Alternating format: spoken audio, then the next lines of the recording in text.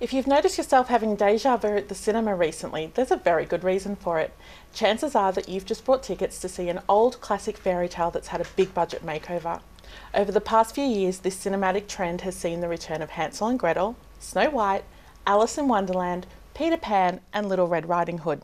And if you thought you'd seen the end of it, you don't know Jack.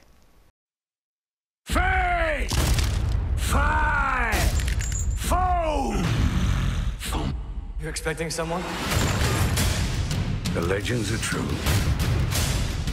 Prepare for battle! Fire! Ready? Jump! Here comes the thunder.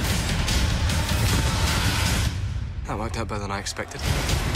Jack the Giant Slayer. This film is... That's right, the latest fairy tale makeover on the block is Jack and the Giant Slayer.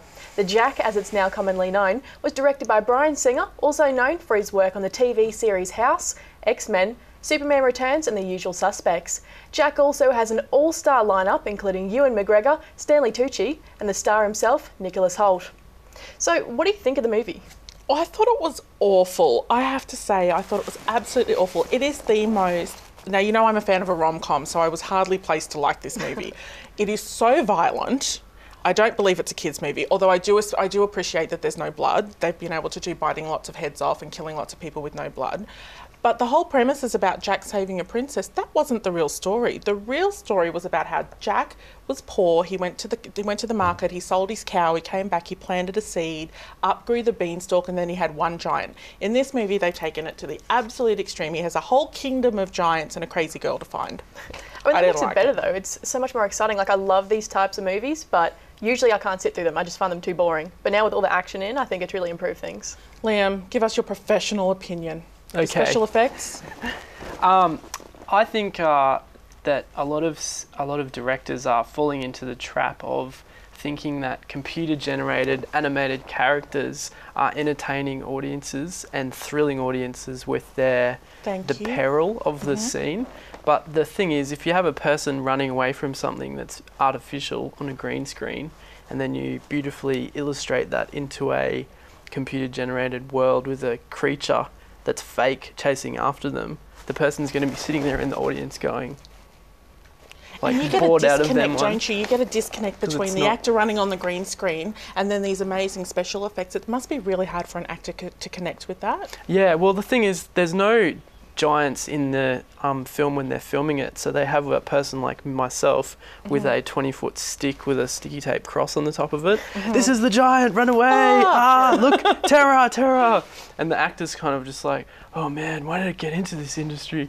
And they're like running away from the stick with the nerd holding the stick. So yeah, it's just one of those things where they may need to shift back to the kind of bolder chasing Indiana Jones, where they're using more real, like, in-camera effects so that they can give the audience real drama. But I mean, for something like this, like, how do you create that when you've got a giant beanstalk, as like a slew of giants? How do you make that somewhat real?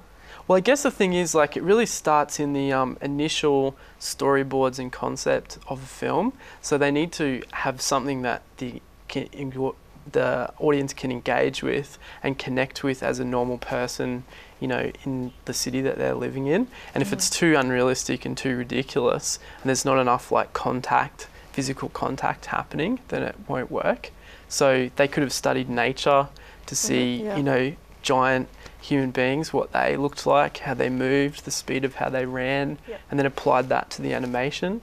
They could have used, you know, more Lord of the Rings type in-camera giants to, you know, in-camera perspective techniques to get people, because the giants just didn't have a realistic kind of believability to them. This is a big budget movie. This is a $195 million budget movie, and it's kind of on par budget-wise with some of the other big movies that we've seen come out lately, like Oz the Great and Powerful.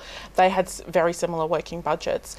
Do you think that we've taken it too far with the special effects? Do you think we can ever go too far with special effects? Well, I think the beautiful thing that they did with Avatar was they used real people and they used all their facial expressions and their movement, and then just copied it directly onto the characters. And even though they were 7 foot and the humans were 5'9" or 6 foot, you could really see that they were a living, It breathing, was well done, wasn't it, believable Avatar? It was. person. And I think that side of technology is a really good angle to go on, whereas the keyframe animation monster movie, we've seen it so many times before since the last decade, Yeah. since 2001, from the Mummy Returns, Right.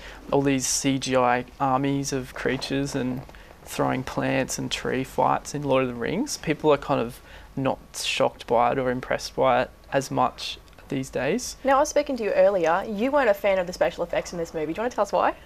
Well, I think the giants, when you make a computer-generated character, once you've made one giant, you can then copy it a second time or a third time, make a variation on it, and then you can make an army of giants. So if they made one giant, they could easily make 20 giants for this film. So it's really just a computer efficiency thing. So the fact that you were saying there isn't one giant is now... Right, there's a kingdom of giants that Jack had to fight. That doesn't actually... If they all look the same and they're very generic in their design, that's actually not hard to do for the animators, because all they do is load in a crowd of giants instead of the one that they've put the time into making, and they can duplicate them around, and that's one of the advantages of computer animation as And opposed possibly to where we stop take it too motion. far a little bit as well, perhaps. Yeah, well, I think because it's easy to do on computer, you can easily go overboard with it. And I think also that the giants were neither photoreal nor were they uniquely monstrous. So they didn't have sort of like Gollum's lifelike skin and facial sort of setup, and they weren't like, each one wasn't a uniquely terrifying beast. They just looked fairly in between somewhere. So We've touched on the special effects and on the storyline a little bit, but just quickly before we go, what did we think of the actors? Nicholas Hoult, he was about a boy. He was a young kid and about a boy. Who'd have ever thought he'd be Jack? Well, he's coming out as a zombie now in Warm Bodies. That's it. Did you like the actors? I think it was well cast. Yeah, I think Yeah.